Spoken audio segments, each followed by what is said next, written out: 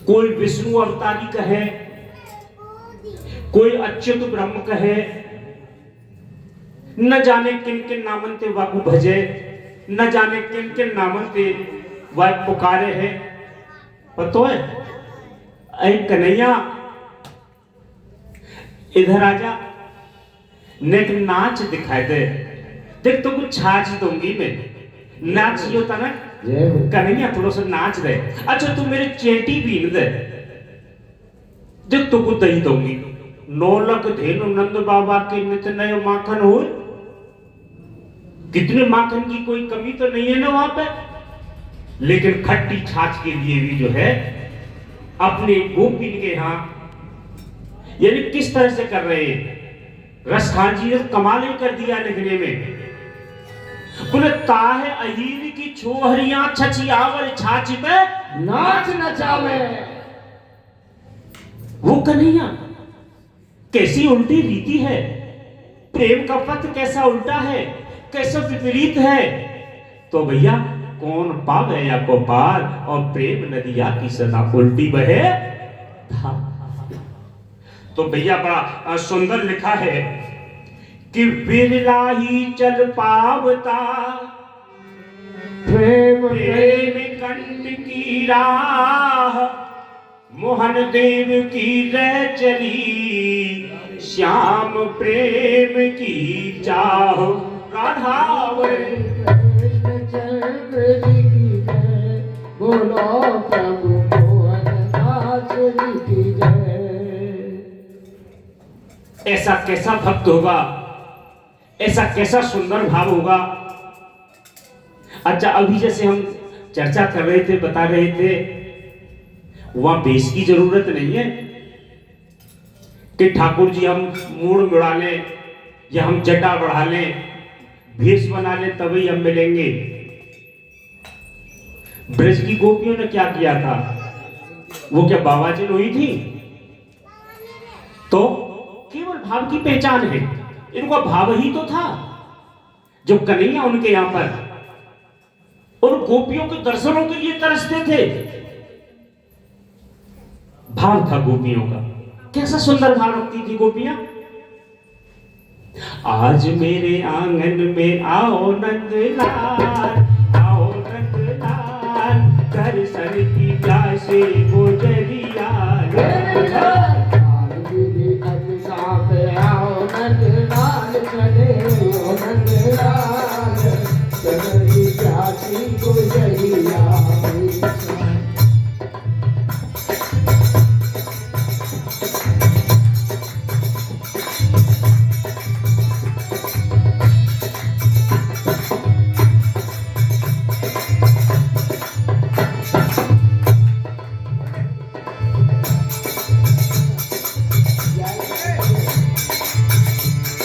ऐसा सुंदर भाव तब ठाकुर जी जीते थे।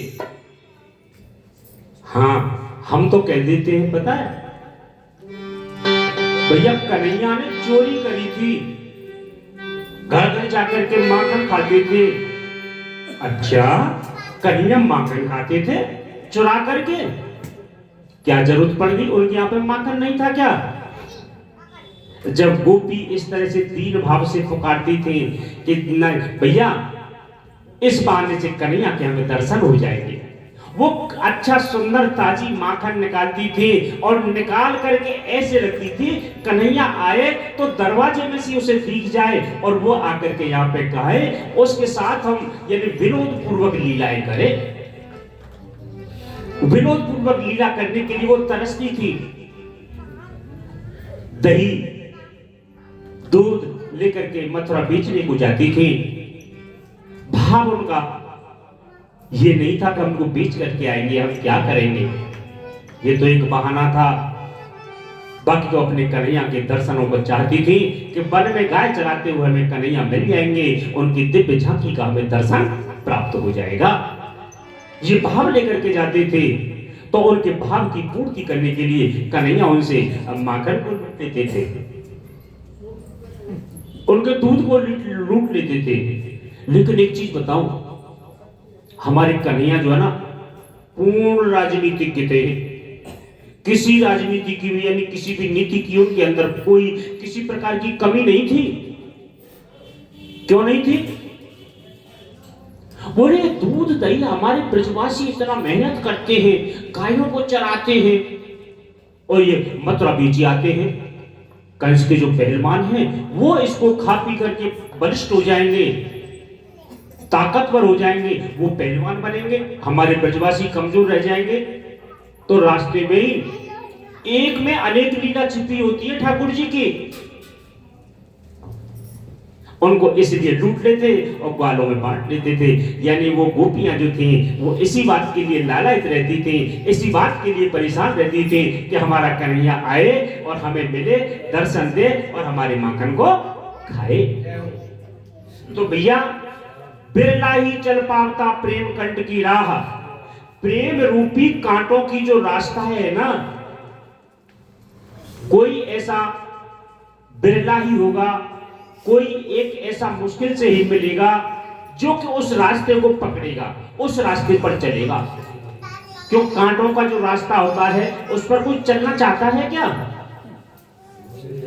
साफ सुथरा रास्ता चाहते हैं जिस पर वो चले, अपना रास्ता निकाले। भैया प्रेम के रास्ते में क्या कांटे हैं? सबसे बड़े कांटे तो प्रेम के रास्ते में ही हैं। क्या? मोह सबसे बड़ा कांटा है, लोभ, क्रोध, ये जितने भी अवगुण हमारे अंदर संसारिक अवगुण है ना, ये सभी कांटे हैं। यानी इन पर चलते हुए यदि वो प्रेम करता है और अपने ठाकुर जी की भक्ति करता है तो वो धन्य हो जाता है। विरला ही होता है जो प्रेम रूपी रास्ते पर चलता है। संत मोहनदास जी महाराज कह रहे हैं, बोले भैया इसी पर रास्ते पर चलने के लिए मेरी भी जो भावनाएं हैं, ये श्याम सुंदर कृपा करें। मोहन देव की रह चली श्याम प्रेम की चाय, भगवान श्री कृष्ण को प्राप्त करने के जो प्रेम का रास्ता है, यानी मेरी उसकी चाह बनी हुई है, मैं भी इसी रास्ते पर चलूं। कब क्या होगा उस रास्ते पर चलने से? कि तड़पन पीड़ा चाह और जितनी बढ़ती प्यास, श्याम कृपा तेन जनन पर होवे मोहन दास। तड़फन पीड़ा, हृदय में तड़प उठे, हे कान्हा आओ, कहां हो? चाह बढ़ जाए, अब आपके बिना एक पल भी हम जीवित नहीं रह पाएंगे, यानी इस तरह की भावना हो जाए और उनके दर्शनों की प्यास बढ़ जाए। दर्शनों की प्यास कैसी? किसी व्यक्ति को पकड़ करके जल में डुबो दिया जाए, श्वास भी ना ले ली जाए, ऊपर आने के लिए वो अपनी जान बचाने के लिए किस प्रकार से और कैसे तड़पता है, छटपटाता है पूरी तरह से। यदि ऐसी छटपटाहट जब हमारे दिल के अंदर पैदा हो जाएगी तो हमें ठाकुर जी हमसे दूर नहीं है। ऐसे पर भगवान श्री कृष्ण अपने भक्त पर यानी विशेष कृपा करते हैं, क्योंकि भैया हर एक चलना नहीं चाहता है इस पर। अति रस भरा है कृष्ण वियोगा, प्रेमी नहीं जो कहत गुरोगा, विदेह बेल में नहीं सब तन में आंसू सींचे प्रेम रतन में, पहुंची जड़ अथाह नीचे, साथ कृष्ण चरण को सींचे। श्याम राधे श्याम राधे श्याम राधे श्याम, श्याम राधे श्याम राधे श्याम राधे श्याम। यानी भगवान श्री कृष्ण का जो वियोग है अत्यंत मधुर है। उनका जो वियोग है ना वो भी बड़ा मीठा है, वो भी हृदय को प्यारा लगने वाला है। इसे लोग कहते हैं भाई प्रेम का रोग बड़ा बुरा है। कौन कहते हैं? जिनके अंदर भक्ति नहीं है, जिनके अंदर भाव नहीं है, जो न ठाकुर जी को समझते हैं और न ठाकुर जी को मानते हैं। भैया उनके लिए तो ये बुरा रोग ही बताया गया है। यानी विरह रूपी बेल जब हमारे पूरे शरीर में फैल जाती है तो प्रेम रूपी अश्रुओं से उसको सींच दीजिए, यानी वह हमारे पूरे शरीर में फैल जाएगी, यानी विरह की अवस्था हमारी बढ़ जाएगी। तो ये समझ लो कि भगवान श्याम सुंदर हमारे ऊपर रीझ जाएंगे। जब श्याम सुंदर रीझ जाएंगे तो प्रेम की अंतिम जो सीढ़ी है, यानी प्रेम का जो अंतिम रास्ता है, यानी अंतिम जो गति है, वो क्या है कि मिलता है प्रेम का प्रादुर्भाव हो प्रेमिका, मिलते दो से एक, या मोह हुए जगत का, श्याम प्रेम की एक राधावरी कृष्ण चंद्र जी की जय, बोलो प्रभु मोहन दास जी की जय। जिस समय हमारे हृदय में प्रेम उत्पन्न हो जाएगा, प्रेम का प्राकट्य हो जाएगा, द्वैतता मिट जाएगी, दो नहीं रहेंगे तो एक हो जाते हैं। एक कैसे? जो भक्त भगवान को चाह रहा है अपने आप को वो यही समझेगा, बोले मैं श्याम सुंदर हूं, मुझ में और श्याम सुंदर में कोई अंतर नहीं है, हम एक जैसे हैं। प्रादुर्भाव हो प्रेम का, यानी प्रेम जब अपनी असीमित स्थिति में आ जाएगा, यानी ये तब की बात है। प्रादुर्भाव हो प्रेम का, मिलके दो से एक, दो की बजाय वो एक हो जाते हैं। कहते हैं ना, एक बार ऐसा हुआ कि कृष्ण कृष्ण रटते हुए, कृष्ण कृष्ण रटते हुए राधा कृष्ण भाई अपने आप से पूछने लगे, राधा कहां गई? यानी भगवान श्याम सुंदर की याद में हमारी आह्लादनी शक्ति भगवान श्याम सुंदर की कृष्णात्मा श्री राधिका रानी कृष्ण कृष्ण कृष्ण कृष्ण कृष्ण रट रही थी। इतनी भाव विभोर हो गई, उनकी ये स्थिति हो गई कि अपने आप को ये जानने लगी, अरे मैं कृष्ण ही तो हूं। जब ये उनको भान हुआ, आभास हुआ, अरे मैं कृष्ण हूं, होश में आए तो कहने लगी, हैं राधा कहां गई? अगर मैं कृष्ण हूं तो राधा कहां गई? अर्थात वह अपने आप को भूल गई। जो अपने आप को भूल जाए, ये प्रेम की अंतिम परिणति है। एक के बजाय, दो के बजाय वह एक हो जाते हैं भैया। ये है प्रेम की अंतिम स्थिति। और भैया देखो, ये है दुर्बुद्धि नर ने मोह को दिया प्रेम का नाम, दारुण दुख भोगत वह रखता ही में काम। राधावरी कृष्ण चंद्र जी की जय, बोलो प्रभु मोहन दास जी की जय। लेकिन संसारी जो बुद्धिहीन लोग हैं, वो संसार में माता पिता भाई बहन कुल और रिश्तेदारियों के साथ में जो हमारे संबंध जुड़े हुए हैं, इसी को कहते हैं बोले प्रेम है। ये वो प्रेम नहीं है, वो तो भैया मोह हो गया। और जिस व्यक्ति की ऐसी भावनाएं हो गई हैं कि ये प्रेम है, संसार के मोह को, जो स्वार्थ को जो प्रेम बता रहा है, वो नरकगामी हुआ, वह नरक चला जाएगा, निश्चित है। पत्थर की लकीर है। संसार के रिश्तों में यदि वो प्रेम देख रहा है और उसको मान रहा है और ऐसी शिक्षा दे रहा है, ले रहा है, महापापी नरक में जाएगा।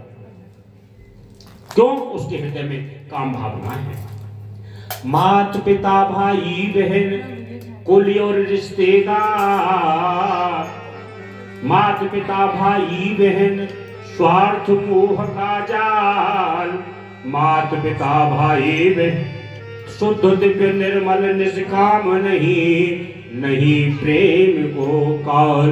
राधावरी कृष्ण चंद्र जी की जय, बोलो प्रभु मोहन दास जी की जय। संसारी जो रिश्ते हैं, ये स्वार्थ और मोह का जाल है, और जो प्रेम है वो शुद्ध है, वो दिव्य है, वो निष्काम है, वो निर्मल है। यानी प्रेम का कभी अंत नहीं होता है। प्रेम का कभी नाश नहीं होता है, क्योंकि वो तो सच्चिदानंद घन भगवान श्याम सुंदर का ही तो साक्षात स्वरूप है। हृदय में प्रेम कर लें तो यानी प्रेम से ही सारी चीजें निकल करके आएंगी। हे प्रेमियों, ये प्रेम के बारे में आप लोगों ने श्रवण किया है। ये प्रेम क्या है आप समझ गए हो। यदि हमें भक्ति करनी है, हमें अपने नंद नंदन को प्राप्त करना है, तो हृदय में प्रेम जागृत करना ही पड़ेगा। तो प्रेम जागृत करिए, भजन करिए, परिक्रमा दीजिए, सारे काम करिए। ठाकुर जी आपके जल्दी आप लोगों से, हम लोगों से रीझ जाएंगे। ये हमारी योग्यता है। जैसे कोई भी पद प्राप्त करने के लिए या कोई सरकारी नौकरी प्राप्त करने के लिए योग्यता निर्धारित होती है, ऐसे ही ठाकुर जी को प्राप्त करने के लिए ये हमारी प्रथम योग्यता है। यानी हमारे हृदय में प्रेम जागृत होना चाहिए। अगर प्रेम जागृत नहीं है तो कुछ भी नहीं।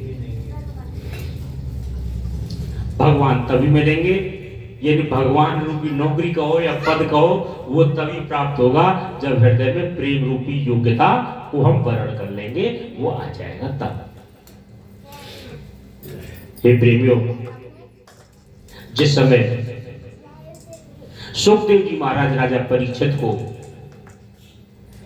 ये कथा सुना रहे थे, इधर व्यास देव जी ने ये सुखदेव जी को सुनाया,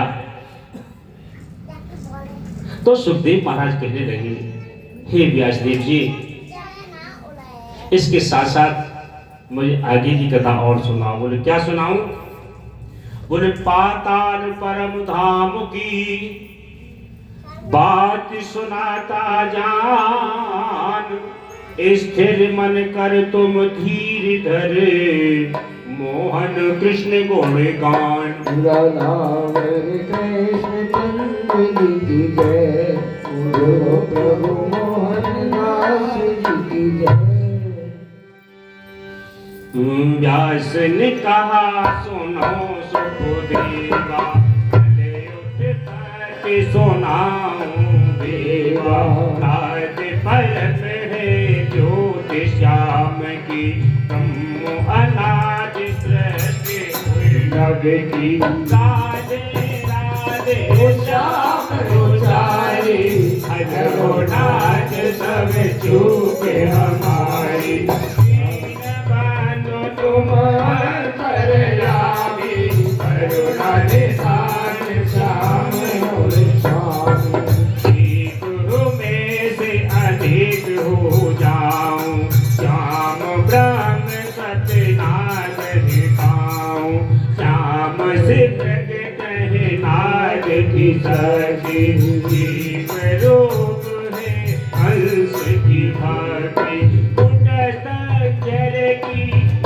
जानो मन श्रेष्ठ यहाँ से नानो, ब्रह्म वेद चम प्रणव विज्ञानी। तीज सृष्टि का यही हमारी। श्याम राधे श्याम राधे श्याम राधे श्याम, श्याम राधे श्याम राधे श्याम राधे श्याम।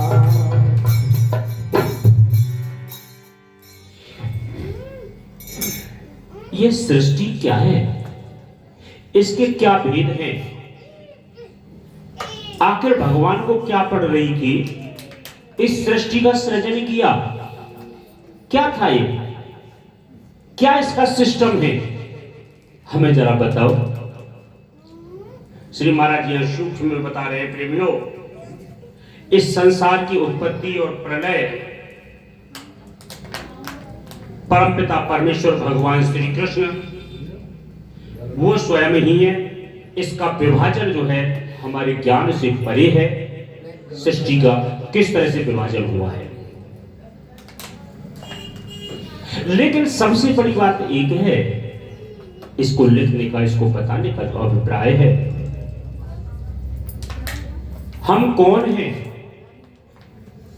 कहां से आए हैं, कहां जाना है। यानी जब तक हम अपने बारे में मनन नहीं कर लेंगे तब तक आगे हम कैसे बढ़ेंगे। सुखदेव जी महाराज ने राजा परीक्षित को कथा सुनाते हुए बताया, यानी मेरे पिता जो व्यासदेव जी थे उन्होंने मुझे ये ज्ञान दिया है, अब आप उसे श्रवण करिए।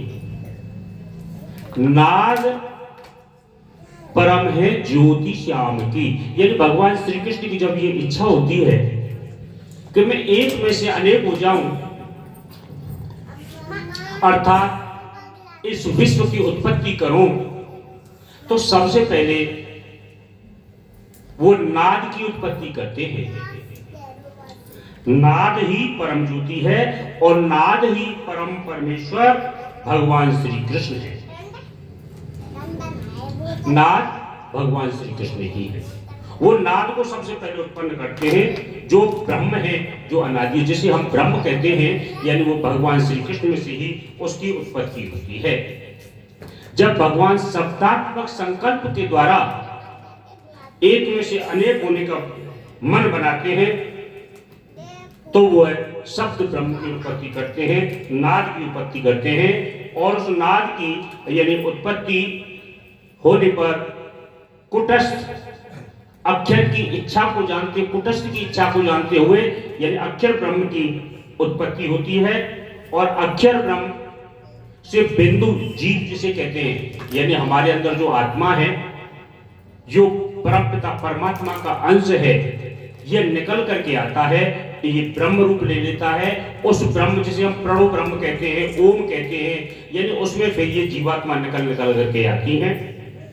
इससे आगे महाविराट, विराट, नारायण, महानारायण, नारायण, इसकी उत्पत्ति होती चली जाती है।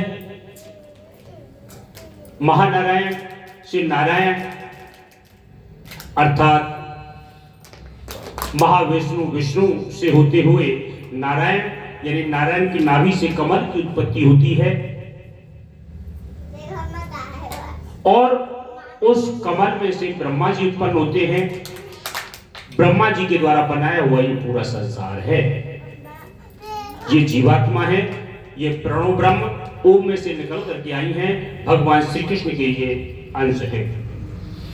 लेकिन जब प्रलय और महाप्रलय होती है, जिस प्रकार से यह उत्पन्न होकर के नीचे की तरफ ये संसार रचा है, यानी ठीक उसी प्रकार से यानी उसमें ये विलय होते हुए चले जाते हैं। यानी यह भी इसमें क्रमानुसार आप आगे यानी सुनोगे इसको। यानी जितने देवी देवता हैं, जितनी शक्तियां हैं, इनका एक सीरीज बना हुआ है। यानी भगवान श्री कृष्ण की जो भगवत स्वरूपा शक्ति है उससे नाद निकलता है और नाद के हमारे दो विभाग हो जाते हैं। यानी उसमें योग माया सुमंगला शक्ति है और एक तरफ जो है जीव रूपी बिंदु है। इनमें से जड़ और चेतन माया हो जाती है। एक तरफ गायत्री, गायत्री से सरस्वती, शारदा आदि हो जाती हैं। इसमें से बिंदु ब्रह्म, सदचित और निर्मल जीव ये निकल करके आता है। तो हमारी उत्पत्ति जो है इस तरह से निकल करके आ रही है। इसमें भैया बड़ा स्पष्ट रूप से श्री महाराज जी ने बताया है और लिखा भी है। यानी लोकों का वर्णन करते हुए श्री महाराज जी बता रहे हैं कि पाताल परम धाम सबसे परे, इससे परे न कोई। पाताल मोहन है नीचे, इससे नीचे न सोए।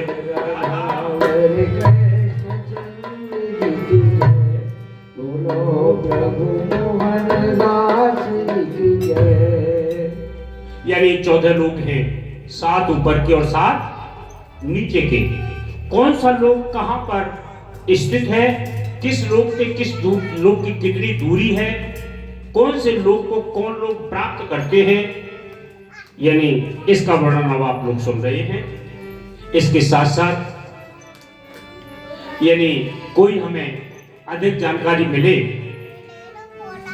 अब हम लोकों में प्रविष्ट होंगे, हमारा मृत्यु लोक भी आएगा और हम अन्य लोकों में भी जाएंगे, जहां नरक और स्वर्ग की भी कामनाएं उनके दर्शन करने पड़ेंगे। ऐसा ना हो कि स्वर्ग की चाह हो जाए या विचार करते करते हम नरक की चाह में डूब जाए। सधने के लिए थोड़ा सा राधे श्याम नाम का कीर्तन हम और आप सभी मिलकर के करेंगे और इसी से यात्रा प्रारंभ करेंगे। क्यों राधे श्याम नाम के द्वारा जो यात्रा प्रारंभ की जाती है वो सफल होती है, नाम ही तो सार है।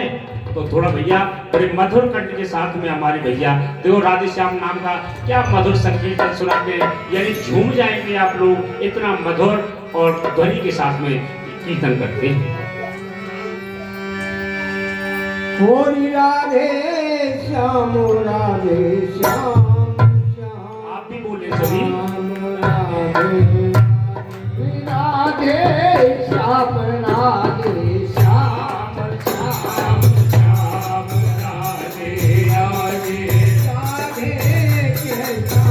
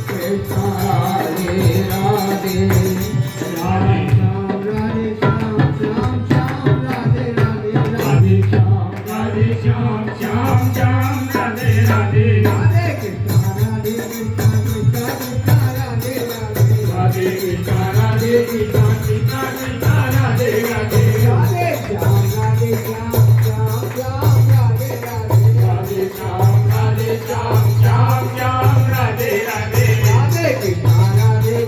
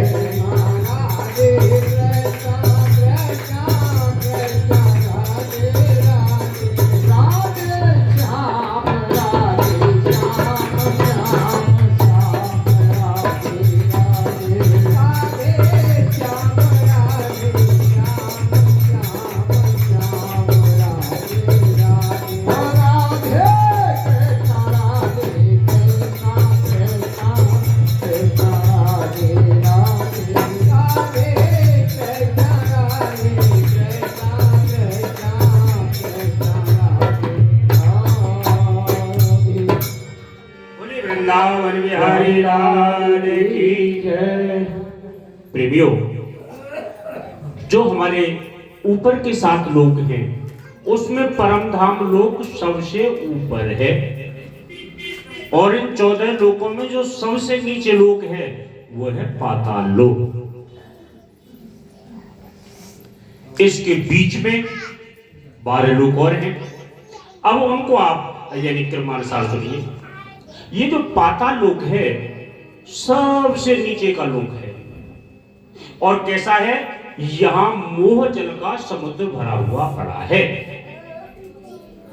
यानी पूर्ण ब्रह्म भगवान श्री कृष्ण के ब्रह्मांड रूपी अंड के गर्भ से हिरण्य गर्भ, यानी जिन्हें हम महाविष्णु कहते हैं, वो पैदा हुए और उसी मोह जल का अंश रूपी गर्भेदक समुद्र कहलाता है। इसी लोक में एक बहुत लंबा चौड़ा कछुआ है और उस लंबे चौड़े कछुए के ऊपर कमलाकार आसन लगाए हुए शेषनाग जी अपने फल को ताने हुए विराजमान है। उसकी शेष सैया बना करके महाविष्णु विराजमान है वहां पर, और चेतन माया के रूप में लक्ष्मी जी उनकी वहां चरण दबा रही है। इनकी नाभि से ही कमल निकलता है, कमल से ब्रह्मा जी से शंकर आदि यानी ये सब पैदा होते हैं। इन्हीं ब्रह्मा के मुख से वेदों की उत्पत्ति हुई है, यानी उनके नाभि से जो ब्रह्मा हुए हैं, ब्रह्मा जी ने ही 4 वेदों की सृष्टि करी है। 4 वेद हैं, ऋग्वेद, यजुर्वेद, सामवेद, अथर्ववेद। अच्छा, आपको एक बात और बता दें, ब्रह्मा केवल 4 के नहीं होते हैं, यानी जिस लोक में 4 लोक के हैं वह 4 वेद हैं, कई 8 मुंह के ब्रह्मा है वह 8 वेद हैं, कई 16 मुख के ब्रह्मा है वह 16 ही वेद हैं। लेकिन हम और आप जिस ब्रह्मांड में रह रहे हैं, यहां 4 मुख वाले ब्रह्मा जी हैं, तो यहां पर ये 4 ही वेद बताए गए हैं। तो भैया, ये जो हमारा सबसे नीचे का लोक है पाताल, और पाताल से ऊपर है रसातल। इसकी दूरी है 10,000 योजन की। 10,000 योजनों पर उसे रसातल है। ये रसातल सर्पों की बस्ती है, अर्थात इस लोक में यानी मणिधारी सर्प रहते हैं, वरना सूर्य का प्रकाश होता है, न चंद्रमा का प्रकाश होता है। वहां पर केवल उनकी जो मणि है उनका ही प्रकाश रहता है। जो लोग पाप करते हैं, अत्यधिक पाप करते हैं और मरते समय जिसके प्राण गोदा मार्ग से या मुद्दे से निकलते हैं, वो इसी लोक में जाकर के यानी नरक के अपने कष्टों को ये भोगते हैं भैया। इसके ऊपर महातल है, यानी ये भी रसातल से 10,000 योजन की दूरी पर है। इसमें कवच आदि राक्षस निवास करते हैं और सुख के साथ में यानी अपने जो सुख की सामग्री है, जो भोग सामग्री है, उनको वह भोगते हैं। क्योंकि कर्म तो उन्होंने इस मृत्यु लोक में कर लिया था, जैसा कर्म किया उसका फल उनको वहां पर प्राप्त हो रहा है। उसके बाद में तलातल लोक है उसके ऊपर, इसकी भी दूरी 10,000 योजन की है। तक्षक, कुहक आदि जो विशाल और भयंकर राक्षस है वो इसमें निवास करते हैं। इसके ऊपर सुतल लोक राजावली द्वारा। सुतल लोक वह है जहां आज भी राजा बलि निवास करता है, और उस राजा बलि के पहरे पर ब्रह्मा, विष्णु, महेश तीनों बारी बारी से पहरा दे रहे हैं। अब आप कहोगे सर ये तो बड़ी विचित्र बात आपने बताई, ये ब्रह्मा, विष्णु, महेश तीनों उसके यहां पर पहरा दे रहे हैं, ऐसी क्या बात हो गई? हो सकता है प्रसंग तो आपने सुना होगा, लंबा प्रसंग है। जब राजा बलि का ये बहुत कुछ अत्याचार चारों तरफ बढ़ गया, पृथ्वी लोक पर, स्वर्ग पर भी उसने विजय प्राप्त कर ली। देवता लोग डर के मारे भाग गए उसको छोड़ करके। अब क्या किया जाए, देवताओं ने बहुत सा यज्ञ आदि भी किया, कोई सफलता नहीं मिली। जब बहुत तपस्या करी, ठाकुर जी की विशेष कृपा हुई, तो वामन भगवान का अवतार हुआ। वामन भगवान की कथा आप लोगों ने सबने श्रवण करी है। छोटे से वामन भगवान छतरी लेकर के, कमंडल लेकर के, दंड लेकर के राजा बलि के द्वारे पर, जहां पर वो यज्ञ कर रहा था, वहां पहुंच जाता है। देखा इतनी सुंदर, इतना तेजस्वी, इतना आभा वाला ये संत, ये बालक, ब्राह्मण बालक आ रहा है। उसे देख करके वो मुक्त हो गया। जहां उसकी यज्ञशाला थी वहां जाकर के खड़े हो। राजा बलि कहने लगा, हे ब्रह्मदेव, कहिए कैसे पदार्पण हुआ? शांत रहे। माना चल रही थी, बड़े भाई ये तो वास्तव में बड़े तपस्वी हैं, ये तो बोलने पर भी नहीं बोल रहे हैं, ऐसी क्या बात है? माला चल रही थी, जकाधक तकाधक तकाधक तकाधक इंतजार करने लगा। भाई ऐसा तपस्वी संत बालक बीच में मेरे यहां पर आया है, अब ये मुझसे कुछ मांगे या मुझसे कुछ कहे तो सही।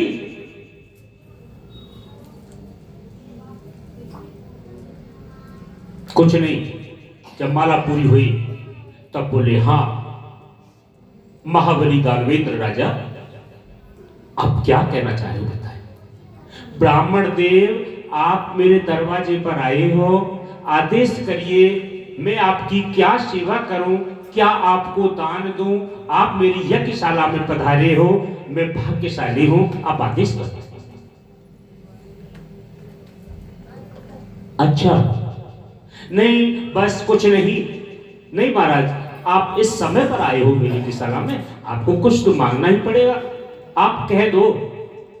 बोले मांगने से कुछ नहीं होता है, बिन मांगे मोती मिले, मांगे मिले ना भीख। तो महाराज हम तो ब्राह्मण लोग हैं, हम आपसे क्या मांगेंगे? हमने तो जो है, हम तो वो ब्राह्मण हैं, कई बार जो है हमने जीत करके यानी पृथ्वी को भी जो है सबको दे दिया। बोले महाराज इन उपदेशों को आप छोड़ दीजिए, लेकिन आप मेरे यहाँ पर एक बालक जो है संत रूप में पधारे हो, मांग लीजिए, जो मांगोगे सो दूंगा। बोले महाराज मैं मांग लूंगा, आप दे दोगे? बोले बिल्कुल दे देंगे, क्यों नहीं देंगे? महाराज मुझे नहीं लगता कि आप मुझे दे देंगे। महाराज आप मांगो तो सही कुछ भी, वही हम आपको प्रदान कराएंगे। सोना मांग लो, चांदी मांग लो, और कुछ धन धान्य जो मांगना हो सब कुछ मांगो, वो हम देंगे। आपकी जितनी भी संसारिक कामना है उन सब की हम कर देंगे, मांगिए प्रभु। मुग्ध हो गया उनके ऊपर।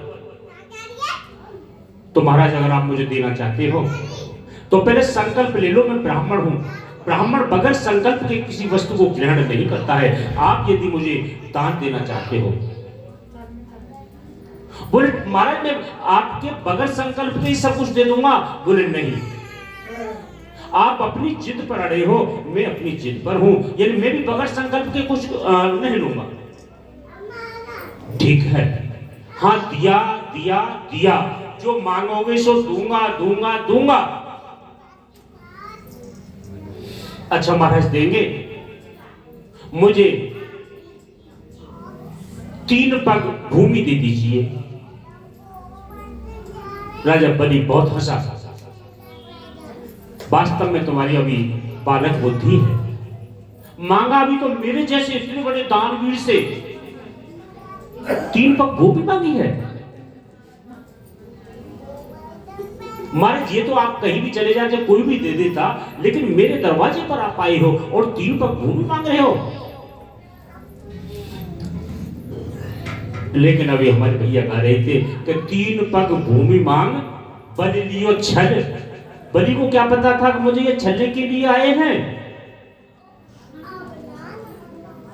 हाँ तो महाराज, बोले दे दो मुझे। बोले हाँ महाराज जी दे देंगे। बुलाओ पंडित जी को, कहाँ है? संकल्प करो तब हमें दो। गुरु शंकराचार्य जी आ गए। बोले 3 पग, बहुत चतुर थे। 3 पग राजा बलि ध्यान धर के देखा, तेरे साथ में बहुत बड़ा छल हो रहा है। ये तू क्या सोच रहा है? ये किसी छोटा बालक, ब्राह्मण का बालक है ये? अरे ये विष्णु का अवतारी है। मैंने ध्यान करके देख लिया है, ये तेरे साथ में छल करने के लिए आया है, तू पूर्ति कर देगा? बोले चाहे जो भी हो, अगर साक्षात विष्णु भी मेरे यहाँ पर दान लेने के लिए, भीख मांगने के लिए आए हैं तो मैं दूंगा, कोई बड़ी बात नहीं है, अवश्य दूंगा, चाहे मुझे कुछ भी करना पड़े। राजा को शुक्राचार्य जी ने बहुत कुछ समझाया, लेकिन नहीं माना। नहीं महाराज, मेरी बात का सवाल है, आप संकल्प छोड़िए, संकल्प के साथ मैं इनको दूंगा। शुक्राचार्य मना कर रहे हैं, राजा नहीं मान रहा है, लेकिन जो वामन भगवान है वो बड़ी मस्ती और शांति के साथ में खड़े हुए हैं। आखिरकार बताते हैं, शुक्राचार्य जी ने छोटा सा रूप रखा और जो गंगा सागर था यानी उसकी नली में जाकर के बैठ गए। भगवान बोले इसमें से जल ही नहीं निकल रहा है भैया, कैसा गंगा सागर, लाओ कुसा लिया, उसमें उसको जैसे छेद किया, शुक्राचार्य जी की आंख में वो फंस गया। वो उसके बाद में राधे राधे यानी उनकी आंख की हो गई। अब क्या हो, यानी आखिरकार ये हुआ, संकल्प हुआ, नापिए प्रभु। वामन भगवान ने जैसे ही अपना एक पैर रखा, एक लोक यानी पृथ्वी लोक को उसने सारे को एक में नाप लिया। सब देखते रह गए, आश्चर्य हो गया, बोले ये क्या, यही तो है चमत्कार। दूसरे में दूसरा भी नाप लिया। अगर कोई आज के जैसे भक्त होता तो कह देता, बोले महाराज हमने इस शरीर जो तुमने इतना विशाल का अपना शरीर बनाया है, इतने के लिए थोड़ी का था, जैसे पहला से आपका जो है विग्रह था वैसे हो जाओ, हम आपको अवश्य प्रदान करा देंगे। नहीं, राजा बलि अपने चित्त पर अड़ गया, बोले नहीं, जो कुछ भी है, बोले दो लोग तो गए, तीसरा पैर जैसे ही बढ़ाया है, कहिए राजा बलि, दानवेंद्र राजा बलि, इसको मैं कहां रखूं?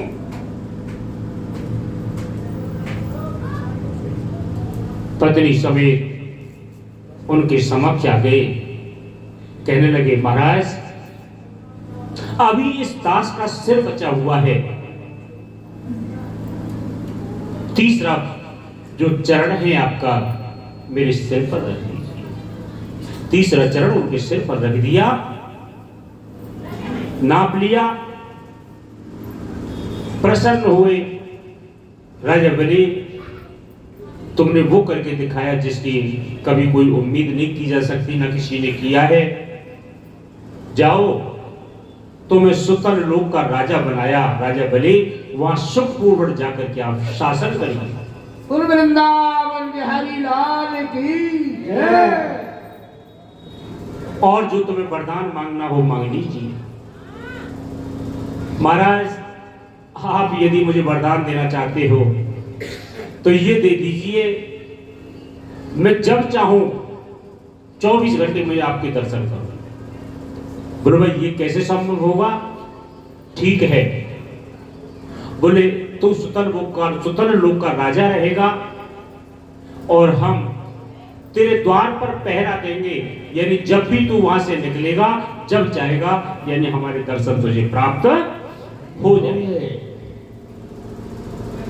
प्रेमियों, सुतल लोक का राजा बलि को राजा बना दिया। तो ये भी 10,000 दूरी पर है तलातल लोक से, और सुतल लोक से ऊपर है पितल लोक, यानी इसमें हाटकेश्वर जो महादेव हैं वो धूनी लगा करके तपते रहते हैं। सर्दियों में गर्म पानी निकलता है कि नहीं निकलता है, यानी हाटकेश्वर महादेव की वह धूनी तपती रहती है, इसके कारण जमीन में से पानी निकलता है। उसके ऊपर है अतल, यानी यह पितल से 10,000 योजन की दूरी पर है। यह दानवों का लोक है, यानी इस प्रकार से ये 7 लोक नीचे के हुए, जिनमें सबसे नीचे पाताल लोक है, और उसके ऊपर ये मृत्यु लोक है जिस पर हम और आप सभी रह रहे हैं। अतर लोक से ऊपर 10,000 योजन की दूरी पर ये मृत्यु लोक है। और मृत्यु लोक क्या है? जो विराट स्वरूप भगवान है ना, नीचे के जितने लोग हैं वो यानी पेट से नीचे नीचे का भाग है, तलवा है, एड़ी है, जंगा है, घुटने हैं, यानी हर एक लोग यानी उनके हर एक अंग पर बना हुआ है।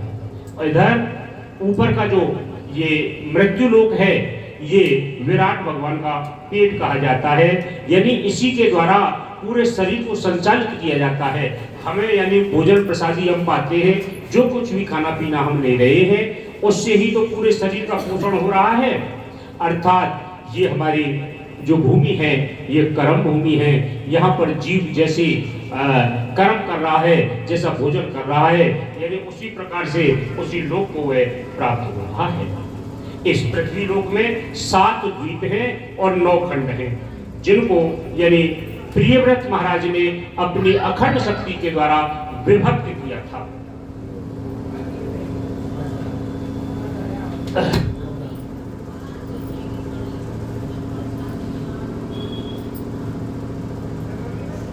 जम्बूद्वीप,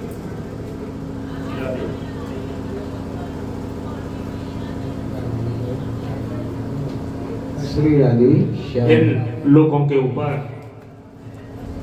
यानी सोने की भूमि है, लोकालोक पर्वत है, जहां पर हमारा इस मृत्यु लोक का सूर्य अस्त होता है, अस्ताचल जिसे कहते हैं। जम्बूद्वीप का वहीं तक विस्तार है।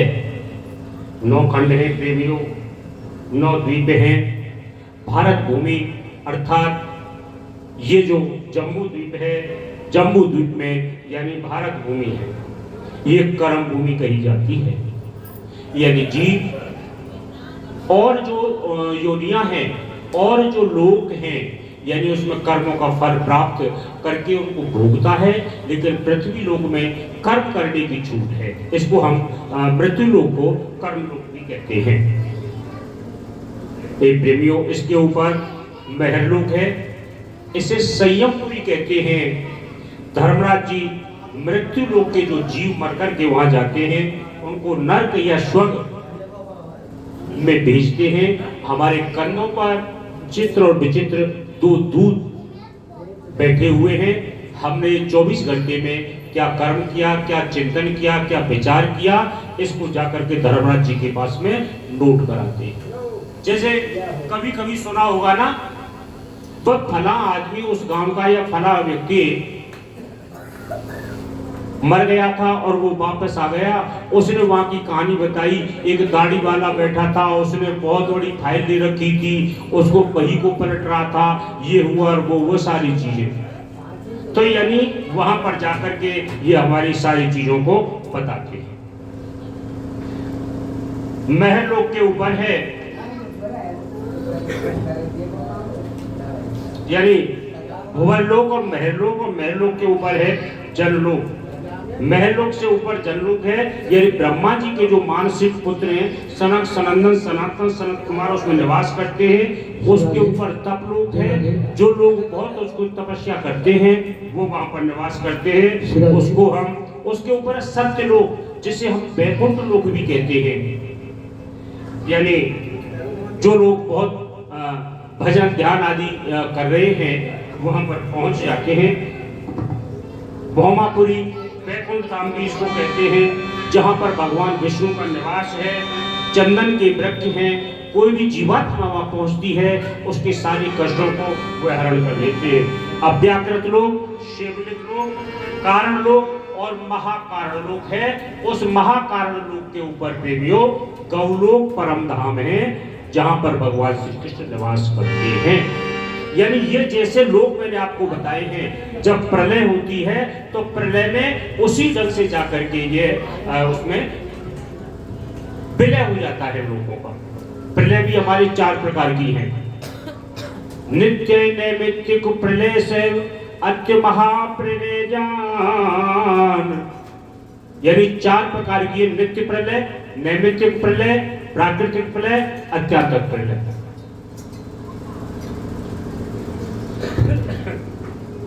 ये जो प्रलय है, इस प्रलय में कौन सा लोक यानी किस ओस में चला जाता है? जो नित्य प्रलय है, इसमें हम देख रहे हैं, यानी जब ब्रह्मा जी अपनी सृष्टि के समस्त जीवात्मा को अपने आप में समेट करके शयन मुद्रा में चले जाते हैं, तो ये हमारी नित्य प्रलय कही जाती है।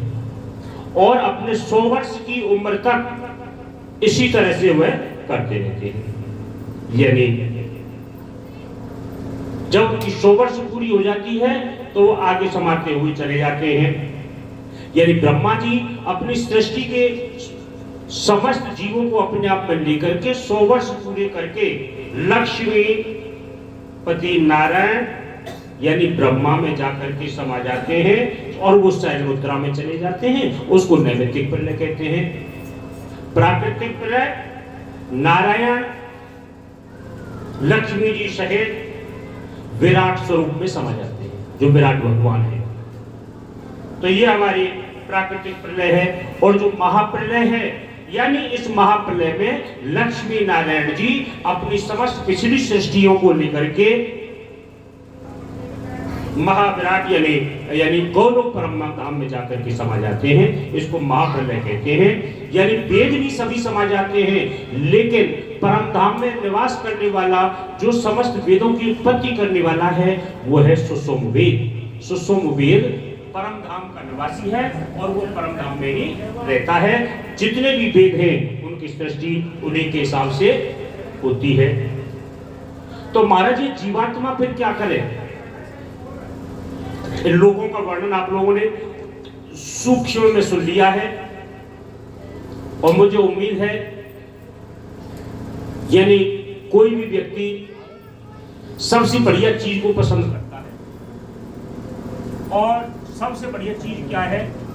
इन लोगों के मार्फत जो लोग भक्ति कर रहे हैं, भगवान की साधना कर रहे हैं, यानी वो उस चीज को जानने के इच्छुक रहते हैं। हम हैं, कहां से आए हैं, क्या है और क्या करें और हम कहां पहुंचे। ऐसा गंतव्य स्थल कौन सा है जहां जाकर के कि हमें वापस ना आना पड़े। हर जीवात्मा की, हर भक्त की, हर संत की यही कामना और यही इच्छा रहती है, मुक्ति हो जाए। मुक्ति चाहते हैं तो मुक्ति हमारी 4 प्रकार की बताई है। सायुज्य, सालोक, सारूप्य और सामीप्य। सायुज्य मुक्ति, सायुज्य जैसा कि इससे मालूम हो जाए तो जुड़ जाना।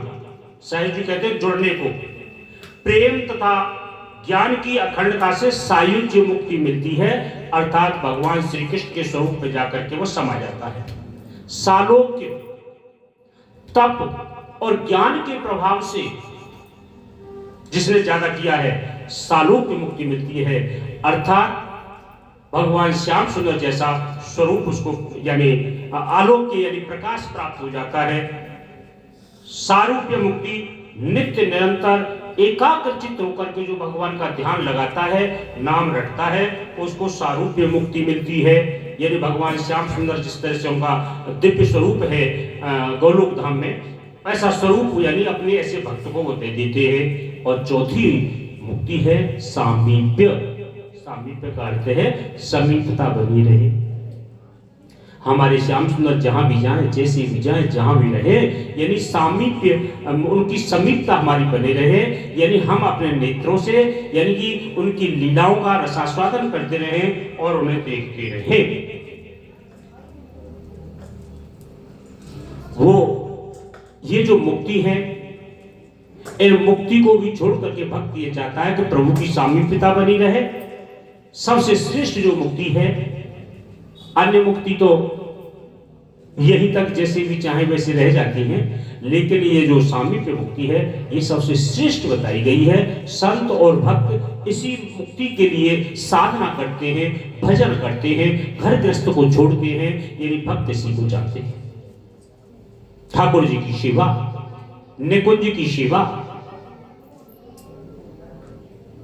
श्री राधा कृष्ण प्रिया प्रियतम की समीपता बनी रहे, उनकी लीलाओं का अनवरत रूप से अखंड रूप से हम दर्शन करते रहे, उनकी समीपता में रहे। वो भगवान श्याम सुंदर, वो श्यामा श्याम जी हमारे कहाँ विराजमान है? उनका निवास स्थान कहाँ है? कल भी बताया था हमने, गुरु श्याम परधाम निवासी, परात पर ब्रह्म श्याम अविनाशी। यानी जो सदगुरु है वो और भगवान श्याम सुंदर ये अविनाशी हैं। इनका कभी यानी नाश नहीं होता है। ये जगत के मालिक हैं, समस्त सृष्टियों के ये मालिक हैं। इन्हीं की अभी जैसे जो क्रम हमने समझाया है उसका अभिप्राय हमारा यही है। यानी परात पर ब्रह्म अविनाशी कौन है? भगवान श्री कृष्ण है। ये जितने भी लोग हैं, जब प्रलय होती है चारों प्रलयों में जाकर के समा जाती है, और चारों प्रलयों के बाद में यानी महाकारण से यानी महा जो प्रलय है, महाप्रलय भी परम धाम में जाकर के समा जाती है। कहने का अभिप्राय यह है, यानी प्रलयाती, कालाती, मायाती, त्रिगुणाती केवल परम धाम है, केवल श्याम सुंदर है, जहां अपने नित्य निकुंज लीला में रहते हैं। भजन साधना उनको प्राप्त करने के लिए ही की जाती है। भैया फिर वो परम धाम कैसा है जहां भगवान श्याम सुंदर रहते हैं? कैसा परम धाम है? स्वतः प्रकाशित चिदानंद परम धाम अस जान, कोमल भूमि चिंता नहीं, चिंतामणि पूर्ण ब्रह्म कृष्ण मान, राधा कृष्ण चंद्र की है, बोलो प्रभु मोर दास की जय।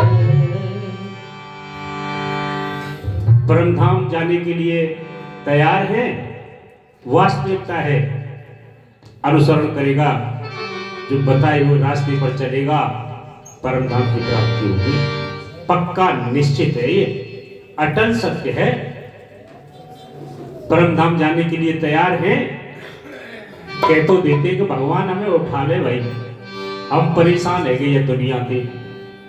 जब जाने का नंबर आता है ना,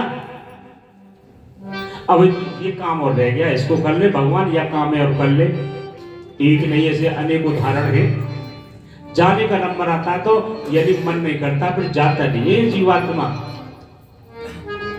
ऐसे बहुत से उदाहरण कथा आप लोगों ने श्रवण करी है। मैं अब उन कथाओं पर नहीं जा रहा हूं, क्योंकि जिन कथाओं को ज्यादा आपने श्रवण कर रखा हो, ऐसे ज्यादा बताने से क्या फायदा? क्योंकि वो वाली बात है कि भगवान ने कहा, बोले नारद जी ऐसी कोई जीवात्मा मेरे पास में जो आना चाह रही है उसको बुला करके लाओ। नारद जी गए, चारों तरफ घूम आए, लेकिन कहीं किसी ने हाँ नहीं करी कि हम चले, सब कोई कोई काम बता दें। एक उन्हें बुढ़ा मिल गया, वो घर से परेशान था, बेचैन था। उसके परिवार वाले यानी उसके साथ में दुर्व्यवहार करते थे। नारद जी बोले, हाँ निश्चित ये तो मेरे साथ चलेगा भाई, ये दुनिया से दुखी हो गया है। उससे जाकर के बोले, बाबा चलो तुम्हें भगवान के दर्शन कर लो, उन्होंने बुलाया है तुम्हें। पता क्या कहने लगे बुढ़े बाबा, अभी मेरा एक बेटा और रह गया है, उसका विवाह करना है, साल भर पीछे चलूंगा। विवाह हो गया, साल के पीछे आए, बोले एक नाती तो हो जाने दो। नाती का मुख देख के चलो चला चलूंगा। नाती भी हो गया। महाराज अगर आप मुझे ले जाओगे, इसको कौन खिलाएगा, कौन इससे लाड़ लड़ाएगा? बाबा का लाड़ तो नाती में बहुत ज्यादा होता है ना। मुझे कुछ दिन इसको खिला लेने दो, तो पालने पोसने में सहयोग कर लेने दो। चलो अब वो भी बड़ा हो गया, महाराज इसकी नौकरी लग जाए तो मुझे संतुष्टि हो जाएगी। ऐसे कहते कहते बेकार रहा नारद जी को। नारद जी उसको नहीं ले जा पाए। एक दिन आखिरकार उसकी मृत्यु आ गई, मर गया। मरने के बाद में उसकी आसक्ति घर में बहुत ज्यादा थी, कहते हैं वो सांप बन गया। अब वो आकर के घर की किसी कोने में आके छुप गया। वही नाती बेटाओं ने उसको लेकर पकड़ करके मार दिया, चला गया। कहने का अभिप्राय यहाँ पर यह है, हम कह तो देते हैं चलेंगे, सारी चीजें हैं, लेकिन चलने के लिए हम तैयार नहीं होते। अगर वास्तव में जो परम धाम की यात्रा करना चाहता हो, श्यामा श्याम के दर्शन करना चाहता हो, चले हमारे साथ में, निश्चित रूप से उसको दर्शन होंगे और निश्चित रूप से ठाकुर जी की प्राप्ति होगी। हमारे साथ चलने का अभिप्राय केवल इतना है, जिस कथा को हम आपको श्रवण करा रहे हैं, इस कथा का अनुसरण कर लीजिए और आत्मदेव महाराज की तरह से इसका नित्य पाठ यदि कर लिया, अपने आप में स्वर्ण अक्षरों में लिख करके मशीन स्टाम्प कर ली जाए, परम धाम की प्राप्ति होगी होगी होगी होगी, कोई रोक नहीं सकता है। दृढ़ निश्चय कर लिया है, श्रद्धा भाव और भक्ति यदि बना ली है, तो उसको परम धाम की प्राप्ति हो जाएगी। क्यों? श्रीमद् भागवत का सार जो 10वां स्कंद ही तो है, जिसने उसको अपना लिया, ऐसे कितने जीवात्मा का कल्याण हुआ है और भगवान श्याम सुंदर की भक्ति करते हुए उनके श्री चरणों की प्राप्ति हुई। तो भैया उसकी विशेषता क्या है कि परातुर्या जरा नहीं, मृत्यु बाल्य नहीं, स्वप्न सुसुप्ति जागृत नहीं, दिव्य किशोर तन मार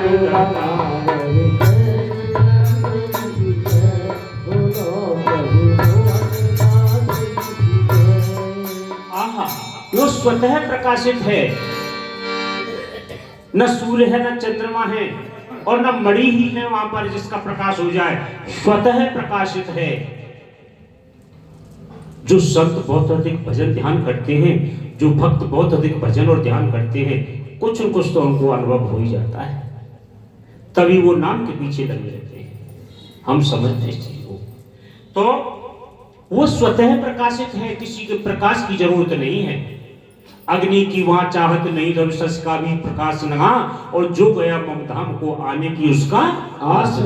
अहम अनुराग छोड़, यानी अहंकार, संसारी अवगुण, अहम वो अनुराग जिसने तज दिया संसार में, उसको जानो मुक्त नर उसका करता उद्धार।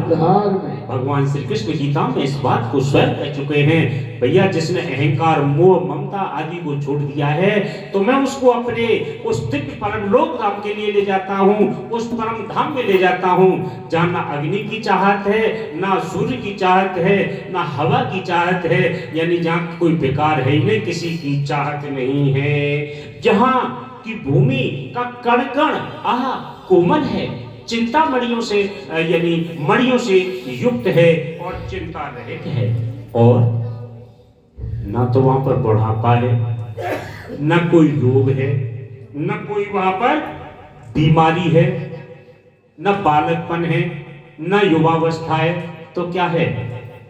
दिव्य किशोर। एक तो किशोर अवस्था है, और वो भी कैसी है? दिव्य किशोर शवमान। भैया वहां पर तो यानी सभी दिव्यता को धारण किए हुए हैं। कीच न कण कोमल अस करने, और भैया कण कण परमानंद सुख करने। और क्या है वहां पर? मणिमय मंदिर आनंद छाए, कभी सच्ची को निरंकार से न जाए, दिव्य सिंहासन जिन्होंने करते अनंत आत्म दल आसन करते, राधे श्याम ते पर विराजे, सच्चिदानंद कोटि अभिराजे, सच्चिदानंद ज्ञान गुण खानी, विजय सहकार नहीं जायो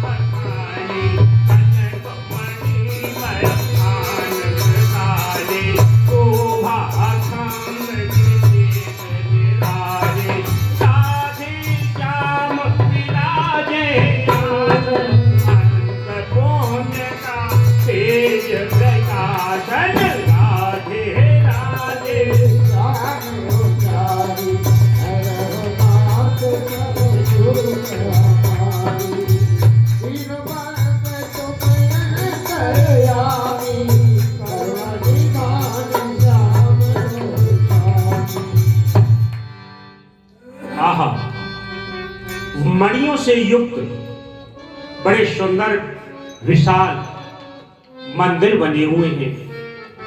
एक एक कण में से करोड़ों करोड़ों सूर्य और चंद्रमाओं के प्रकाश प्रज्वलित हो रहे हैं। दिव्य सिंहासन विराजमान है जो झिलमिल झिलमिल झिलमिल कर रहा है। अनंत दल वाले कमल के पुष्प पर वह विराजमान है और उसके मध्य हमारे प्रिया प्रियतम श्री राधा कृष्ण विराजमान हैं। भक्त लोग जिसके दर्शन कर रहे हैं। सत्य आनंद ज्ञान गुण खाना, वहां सत्य है यानी अविनाशी। कल भी बताया था सत्कार अविनाशी, आनंद की खान प्राण प्यारे भगवान श्री कृष्ण विराजमान हैं और उनका कैसा दिव्य श्रृंगार है। आहा, इस वाणी से उसका वर्णन नहीं किया जा सकता। वहां पर ब्रह्म सृष्टि की जो दिव्य आत्माएं हैं परम धाम में विराजमान है। ब्रह्म सृष्टि की दिव्य आत्माएं उस परम धाम में विराजमान हैं। भैया, पावन यमुना जी कल कल कल कल की धारा ध्वनि करती हुई वहां पर बह रही हैं। मणियों से, विशाल मणियों से युक्त श्री गिरिराज जी का दिव्य और विशाल पर्वत वहां पर है। यानी चिदानंद में प्रकाश, वहां का प्रकाश कहता है चित प्रकाश का दिव्य का पुंज, और वो कैसा आनंद प्रदान कराने वाला। न वहां कीचड़ है, न मिट्टी है, न कोई कण है। हर एक कण वहां का जो दिखाई दे रहा है वो परमानंदमय है। बाग वाटिका सब कुछ है वहां पर, लता पता है, सुंदर सुंदर तालाब है वहां पर। वहां सुख आनंद बहु रहत सदा ही, सुख और आनंद ही आनंद है वहां पर। भैया, दुख नाम की तो कोई वस्तु है ही नहीं, क्यों? वो परमानंद स्वरूप साक्षात हमारे ठाकुर जी वहां विराजमान हैं। तो फिर क्या हुआ भैया? और धाम सब प्रलय में, प्रलयतीत पर धाम, और धामों में डर है भय नाही पर धाम। राधावर कृष्ण चंद्र की जय, बोलो प्रभु मोहन दास की जय। दोनों दुनिया आनंद सदा नित्य नूतन सबका, क्षुधा पिपासा नामोहन दिव्य आत्म गोपाल। राधावर कृष्ण चंद्र की जय, बोलो प्रभु मोहन दास की जय। भैया, और जितने भी धाम है ना जिनका वर्णन सुना है अभी पीछे, यानी उनमें तो डर रहता है। डर क्या रहता है? वो अविनाशी नहीं है। आखिर उन्हें भी एक दिन जाकर के उस परम धाम में ही विलीन होना है। तो उन धामों के बजाय हम क्यों न सीधे परम धाम की ही यात्रा करें, परम धाम का ही गुणगान करें, तो जो कि प्रलयातीत है, प्रलय से परे है। और धामों में तो बार बार जन्म लेने का, आने का, जाने का चक्कर बना रहता है, भय नहीं पर धाम। लेकिन परम धाम में जाने के बाद कोई किसी प्रकार का भय नहीं रहता है। क्या रहता है? वहां तो आनंद, अब जितना है इस क्षण, उससे दूना अगले क्षण, उससे दूना अगले क्षण, यानी केवल आनंद की ही वृद्धि जहां पर होती है, यानी नित्य नया यानी आनंद मिलता है। वह काल नाम की कोई वस्तु है नहीं, न भूख है न प्यास है। वहां पर तो भगवान श्री कृष्ण के साथ में उनकी जो दिव्य आत्मा है वही निवास करती है। इच्छा रहती पूरे सब कामा, अतुलित बल तेज सुखधामा। बिना इच्छा के सारे कार्य अपने आप पूरे होते हैं। न कोई रोग है, न कोई व्याध है। वहां तो सिर्फ परम आनंद है जो परे से परे है। वहां की भूमि चिद और आनंदमय है, वहां दिव्य आत्मा ही विराजमान रहती हैं। तो सभी वस्तु सच्चिदानंद। हाँ, यानी परम धाम की जितनी भी वस्तुएं, जितने भी कण हैं, जिनकी हम वर्णन कर रहे हैं, जिनको हम श्रवण कर रहे हैं, सभी सच्चिदानंदमय हैं। वहाँ पूर्णातिपूर्ण भगवान श्री कृष्ण अलादनी शक्ति श्री राधा रानी यानी पूर्ण शक्ति के साथ में वहाँ विराजमान रहते हैं। और राधा और कृष्ण कोई अलग थोड़ी है, एक ही तो है। जहाँ राधा और कृष्ण दोनों विराजमान है दिव्य सिंहासन पर, राधा कृष्ण दोनों एक ही हैं, द्वैतता है ही नहीं, दोनों ही एक तेज का पुंज है, अनुपम है। लेकिन एक बात और समझ लो भैया, लोग तो सभी हैं, साकेत लोग, बैकुंठ लोग, सत्य लोग है कि नहीं है। लेकिन जो परम धाम लोक है वही एक ऐसा लोक है जहां जाकर के जीव कभी वापस नहीं लौटता है। ऐसा भगवान श्री कृष्ण ने अपने गीता जी में भी कहा है। पाद पाकर पारे अमर पाप हारी है कृष्ण, तापत हर मोहन पारदर्शी भैया। यदि परमधाम को प्राप्त करना है, भगवान श्याम सुंदर को प्राप्त करना है, तो उनके श्री चरण कमलों की सेवा करो, पूजा करो, और उनका यानी चरणों का जो चरणों तक है उसे नित्य पान करिए, जिससे हमारे सभी प्रकार के पापों का विनाश हो जाता है। तो साकार निरकार नहीं, कृष्ण सच्चिदानंद अपार, नार विष्णु तहाँ गम नहीं, मोहन आनंद सार लगावर।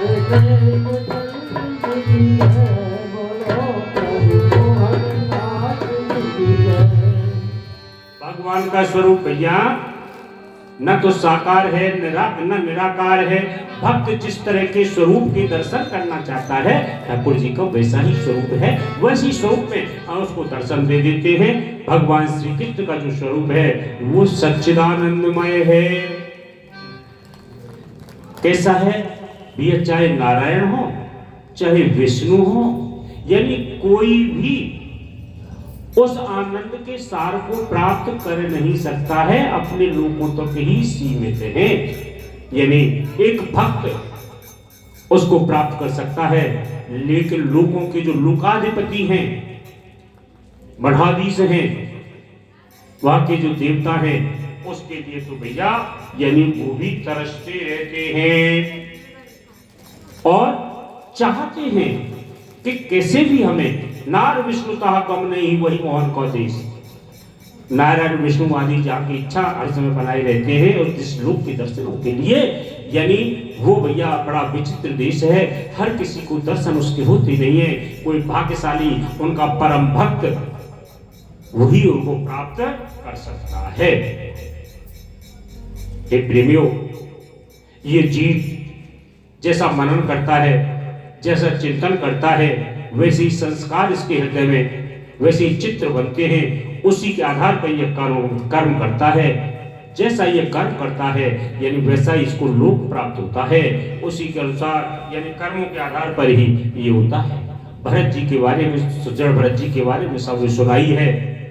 यानी राजपाट छोड़ करके गए थे जंगल में भजन करने के लिए, लेकिन एक मृग के बच्चे में जब आसक्ति उनकी हो गई तो अगले जन्म में उनको मृग बनना पड़ा था।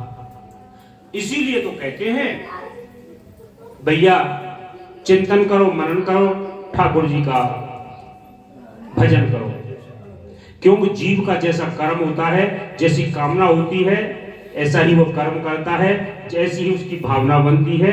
चिंतन जैसा बने मन वैसा, जीव कर्म में बनता तैसा। जैसा यह जीव चिंतन करता है, मन वैसा ही बन जाता है, और उसी के अनुरूप वह कर्म करने लग जाता है। कर्म रूपी रस्सी से सभी बंधे हुए हैं।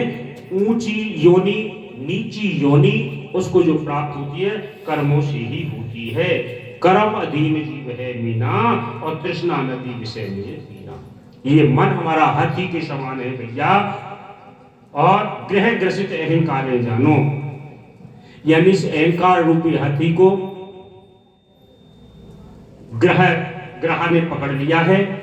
जब ये मन रूपी हाथी भगवान श्री कृष्ण के चरणों में पुष्प लेकर के भाव विभोर होकर के जब उनके शरण में जाता है, तो भगवान श्री कृष्ण अहंकार रूपी ग्रह का वध कर देते हैं और अपने भक्त को बचा लेते हैं। प्रेमियों, कल से श्रीमद् भागवत की कथा हम श्रवण कर रहे हैं, जिसके अंदर नारद जी और सनक सनंदन सनत कुमार आदि ने कथा का प्रसंग सुना है। देव ऋषि नारद जी का पूर्व जन्म का वृतांत श्रीमद् भागवत में है। यानी द्रोण पुत्र अश्वत्थामा ने पंचाली के 5 पुत्रों को मार दिया। अर्जुन उसके मस्तक में से मणि निकाल करके लाए। परीक्षित की गर्भ में जाकर के रक्षा करी है। कुंती ने जब स्तुति की है, उनको बचाया है। विराट स्वरूप के दर्शन कराए हैं। मैत्री विदुर जी का प्रसंग है। जय विजय का पार्षद, जय विजय जो पार्षद थे वैकुंठ लोक में, यानी उनका भी कथा है। प्रकृति और पुरुष को समझ करके मोक्ष कैसे प्राप्त होता है, दक्ष और शंकर जी का प्रसंग है। सती ने विध्वंस किस तरह से मचाया, वो भी वर्ण है। ध्रुव और उत्तानपाद का प्रसंग, वेणु और पृथु, नाव आदि का प्रसंग, कथा और यानी पुरंजन की कथा जो तत्व ज्ञान से परिपूर्ण है। यानी ऋषभ अंग की जो चरित्र है वो भी, ब्राह्मणों को विप्रों का वंश कहां से प्रारंभ हुआ है, सगर और भगीरथ जी की कहानी, यम यानी कि जो पार्षद हैं, अजामिल का जो संवाद है, प्रहलाद जी का चरित्र है, ये सभी सुने हैं। यानी वामन का रूप धर के भगवान गए हैं, ये भी प्रसंग है। इंद्र और वृतासुर का है। समुद्र का मंथन कैसे हुआ है, अमृत कलश कैसे प्राप्त हुआ है, अम्बरीशी यानी दुर्वासा जी का प्रसंग है। नीमी वंश का प्रसंग है। रघुवंश का भी प्रसंग सुनाया गया है। और इसके साथ में यानी त्रिशंकुर, हरिचंद्र जी का, विश्वामित्र का, जमदग्नि, परशुराम ऋषि का, इनका सबका वर्णन सुनाया है। अंत में यानी चंद्रवंश, यानी हमारे 2 ही वंश हैं, एक चंद्रवंश और एक सूर्यवंश। चंद्रवंश में भगवान श्री कृष्ण का अवतरण हुआ है, सूर्यवंश में भगवान राम का अवतरण हुआ है। यानी इसके बाद में तो उपशाखाएं सब चलती ही जाती हैं। इस प्रकार से आप लोगों ने पहले स्कंद से लेकर के 9वें स्कंद तक की कथाओं को यानी सूक्ष्म में आपने श्रवण किया है। चूंकि ये जो पीयूष कृष्णायन ग्रंथ है ना, ये श्रीमद् भागवत का 10वां स्कंद है, तो सार रूप में आपने इन कथाओं को प्रथम स्कंद से और 9वें स्कंद तक श्रवण कर लिया है। तो हे प्रेमियों, श्री महाराज जी कह रहे हैं अब आगे का जो प्रसंग है 10वें स्कंद की तरफ प्रस्थान करते हुए, क्यों इसका सार 10वां तो स्कंद है, तो 10वें स्कंद में प्रविष्ट करते हुए वहां की कथा को आप श्रवण करें। कैसे? अरे अगिल प्रसंग सुनो सुखकारी, गुनाह सकते ताप मुरारी, कृष्ण प्रिया का तीरियत पावन, हट सोहत मधुपुरी सुहावन, जल पान कर जीव तर जाई, पूरे श्यामा की भक्ति सुहाई, जब भक्ति है बहु सुखदाई, सज न शोभा भरन न जाई, राधे राधे श्यामकारी, हरनाथ सब सुख हमारी, मंगल करन अमंगल हारी, सुनो बेर मम श्याम मुरारी।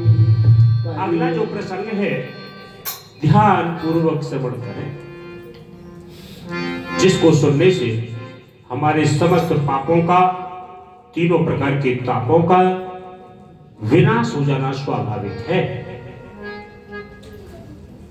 कृष्ण प्रिया, कृष्ण प्रिया कहते हैं हम जमुना महारानी को। जमुना महारानी पहाड़ों से बहती हुई मैदानी भागों में आती हैं, बड़ी सुंदर कल कल कल कल करते हुए धारा प्रवाहित हो रही है। और उस नदी के किनारे बड़ा सुंदर नगर है, जिसको हम बोलते हैं मधुपुरी। मधुपुरी है उसका नाम। लेकिन आज की भाषा में उसको हम मथुरापुरी कहते हैं, मथुरा कहते हैं। जमुना जी के पावन तट पर यह बसी हुई है, जहां बड़े सुंदर मकानात बने हुए हैं, सुंदर हवेली बनी हुई है, बड़े सुंदर छज्जे लगे हुए हैं, बाग बगीचा वाटिका, सुंदर कुआं तालाब बावली आदि जिसकी शोभा को अत्यधिक बढ़ा रहे हैं। जहां मंदिरों में सोने के चांदी के तांबे के कलश लगे हुए हैं, जहां पर मकान पत्थर के बने हुए हैं, चांदी के बने हुए हैं, तांबे के जिनमें प्रयोग किया गया है, बड़ा सुंदर है। जहां के फर्श वैदूर्य मणियों से युक्त हैं। शोभा का वर्णन इस वाणी से किया नहीं जा सकता। कदम पीपल केला आदि के बड़े सुंदर फल देने वाले वृक्षों की वह वृक्षा बनी है और यमुना जी का किनारा है। उसकी सुंदरता का वर्णन कैसे करें।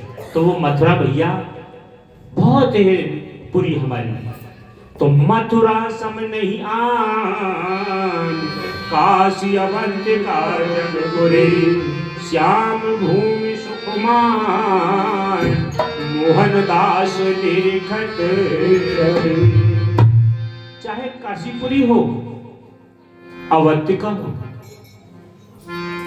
जगन्नाथपुरी हो, जितनी भी हमारी सप्तपुरी है ना, सब में यदि श्रेष्ठ है तो वो है हमारी मधुपुरी। क्यों? इसमें हमारे आनंद कंद नंद नंदन भगवान श्री कृष्ण का दिव्य स्वरूप विराजमान है। तो फिर अरे हवन भजन करें सत्य संगा, नहीं बने ओ मंगा, नगर नगर तारे में मुगत करही, कीर्तन ध्यान श्याम काले, ओक से कहे नरेता, राज भक्ति से श्याम करेता, राजनीति जाने निर्पाला, भाग भक्ति से प्रेम नंद लाला, श्याम राधे श्याम राधे श्याम राधे श्याम राधे श्याम राधे श्याम। कैसी पुरी है जहां पर हवन भजन सत्संग कीर्तन, संतों की टोली भक्तों की टोली प्रातः काल भजन और कीर्तन करते हुए निकलती रहती है। संत की ध्वनि सुनाई पड़ती है, संतों के मुंह से राधे राधे की ध्वनि यानी अखंड रूप से वह सुनाई देती है। वहां के राजा हैं उग्रसेन जी महाराज, जो धार्मिक अनुष्ठान में बड़ी भारी रुचि रखते हैं, धर्म का पालन करने वाले हैं। भैया जैसे प्रजा जैसी राजा वैसी प्रजा। जब वहां के राजा धार्मिक हैं तो प्रजा धार्मिक क्यों नहीं होगी। घर घर में हवन होते हैं, कीर्तन होती है, कथा होती है, बड़ा आनंद वहां पर आता है। लेकिन उग्रसेन जी का भी ये नियम है, प्रजा को पुत्र के समान पालन करते हैं, यज्ञ भी करते हैं जिससे वृष्टि हो और वृष्टि से अच्छी यानी अन्न वगैरह पैदा हो, जनता खुशहाल रहे, ऐसा वो कार्य करते हैं। तप करते हैं, जप करते हैं, सारी चीज है, धार्मिक कार्य करते हैं। लेकिन न जाने कौन से जन्म का ऐसा कोई कर्म उनके आड़े आ रहा है, वृद्धावस्था यानी चौथापन आ गया है, लेकिन कोई संतान उन्हें पैदा नहीं हुई। बहुत यज्ञ किए, तप किए, पुत्रेष्टि यज्ञ किया, लेकिन कहीं कोई सफलता नहीं मिली। तो कीने उपाय अनेक विधि, पुत्र हुआ नहीं जान, भूपत ही में अति दुखी, मोहन लो तुम मानो राधा।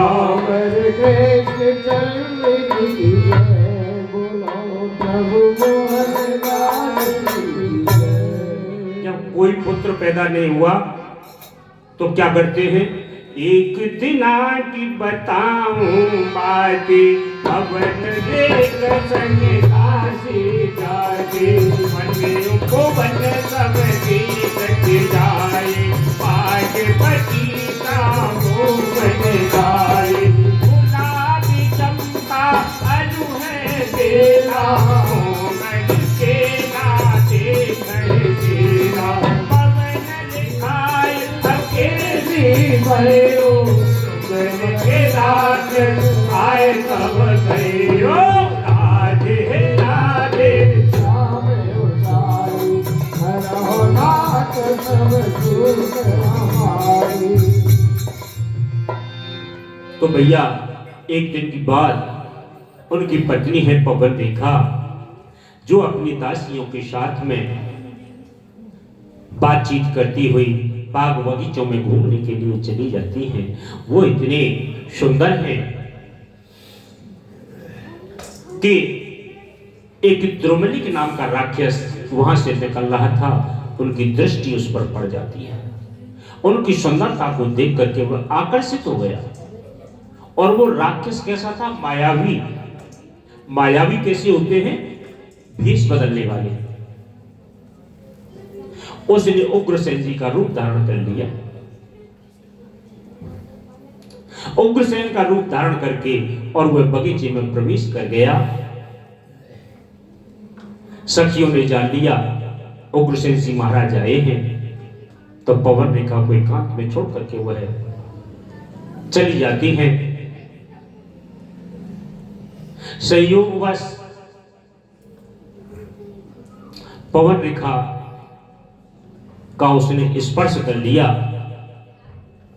स्पर्श करके वह जाने लगा।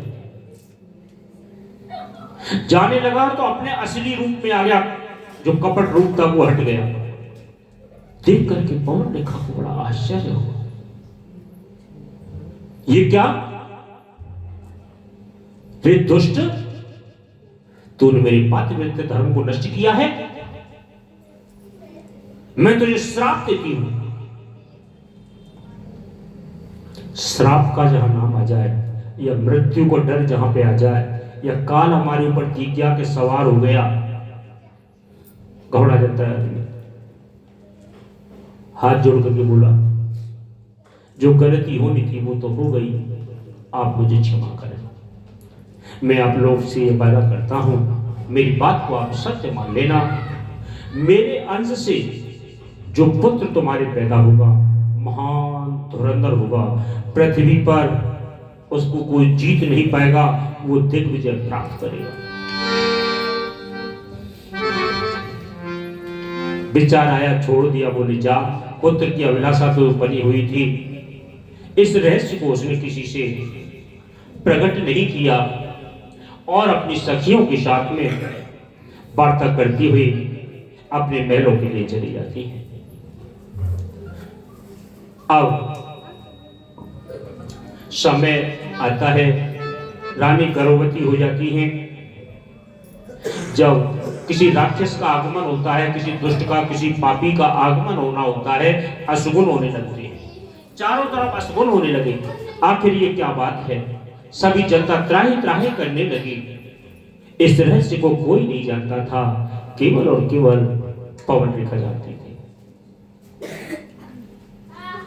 पृथ्वी डगमग डगमग हिलने लगी। बिना मौसम के बारिश होने लगी, ओले पड़ने लगे और सभी अशुगुन होने लगे। तो श्री महाराज जी कह रहे हैं, बोले भैया, काम क्रोध मद लोभ को राक्षस समझो जान, दुख देता संत भक्त को मोह नहीं सकमा। यानी काम क्रोध लोभ मद आदि होते हैं ना, यही तो राक्षस हैं। राक्षस कोई अलग से सींग थोड़ी होते हैं। हमारे अंदर जिस समय क्रोध सवार होता है, काम सवार होता है, लोभ सवार होता है, तो यही हमारी राक्षसी प्रवृत्ति बन जाती है। राक्षस क्या है? एक प्रवृत्ति है, राक्षसी प्रवृत्ति बन गई। श्री महाराज जी कह रहे हैं, भैया ये कथा तो यहाँ पर हो गई, लेकिन अब आगे का जो कथा है एक उसकी सीरीज आप समझे। क्या? अरे यही की कथा यही पर छोड़ो, अगली कथा बना एक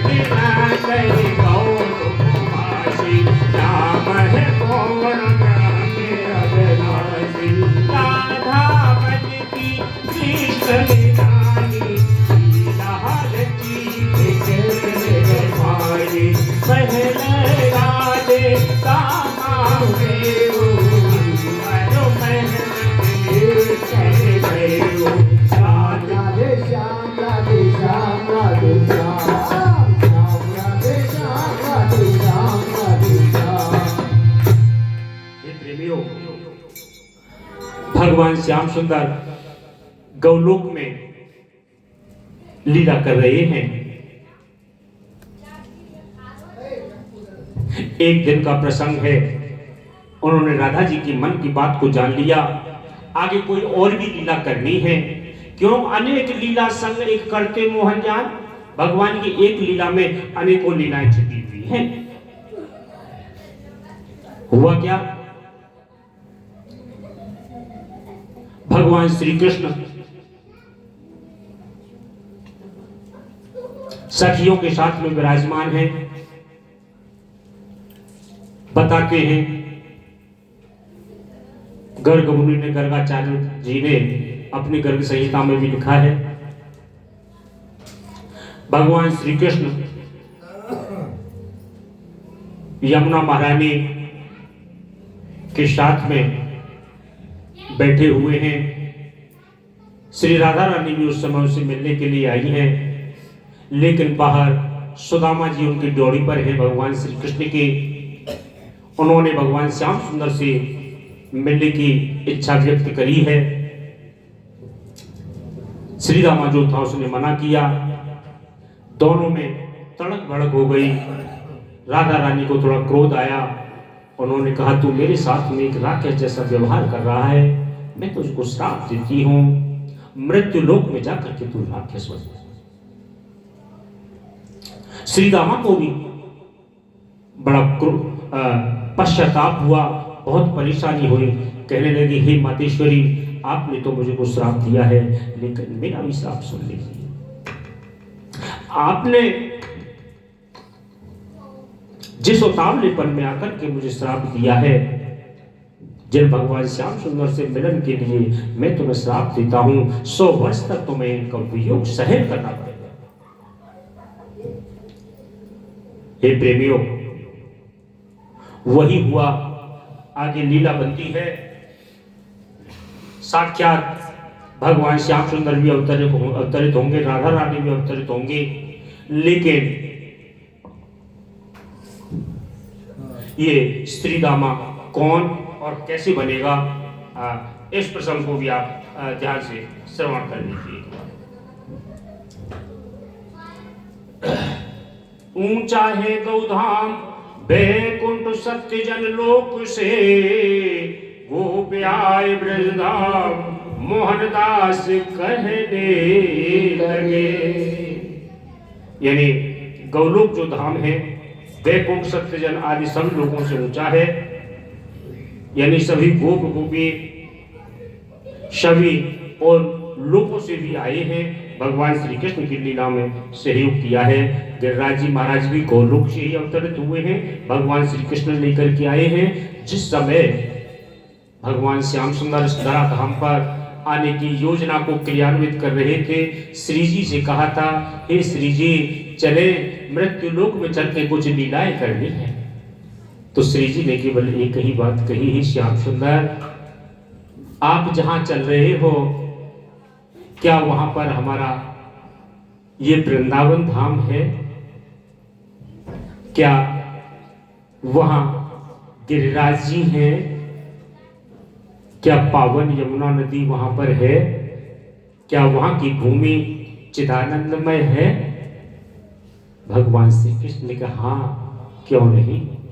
तो भगवान श्याम सुंदर उस गौलोक धाम से अपनी समस्त सामग्रियों को पहले ही इस धरा धाम पर भेज दिया। जो हमारा ब्रज धाम है, ये पूरा ही तो वृंदावन है। यहाँ ये परम धाम गौलोक धाम की एक छाया स्वरूप में विराजमान है।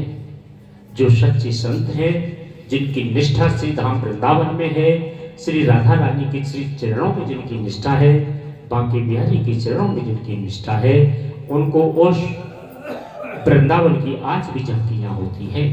हमारे जैसे सभी नेत्रों से यदि हमें देखेंगे तो यानी हमें यहाँ की अपनी कलुषित भावनाओं के अनुरूप गंदगी भी दिखाई देगी, सीमेंट रोड़ी पत्थर के मकान भी दिखाई देंगे, सड़क भी दिखाई देंगे, अवगुण भी दिखाई देंगे। लेकिन वास्तविक जो संत हैं, वास्तविक जो भक्ति कर रहे हैं, आज भी यानी ये पूरा ब्रजधाम उनको वृंदावन के रूप में इसके दर्शन उन्हें दिखाई देते हैं। हे प्रेमियों, अब समय आया, कंस का जन्म तो हो ही गया, वह आसुरी प्रकार की जितनी भी कुछ चाल थी वह सबको सीख गया, चारों तरफ युद्ध करने लगा, सबको जीत आया। जरासंध की 2 पुत्रियां थीं, उनसे युद्ध किया, उनको भी जीत लाया, वहां से विवाह करके लाया। अब तो वह शंकर जी के पास में पहुंच गया।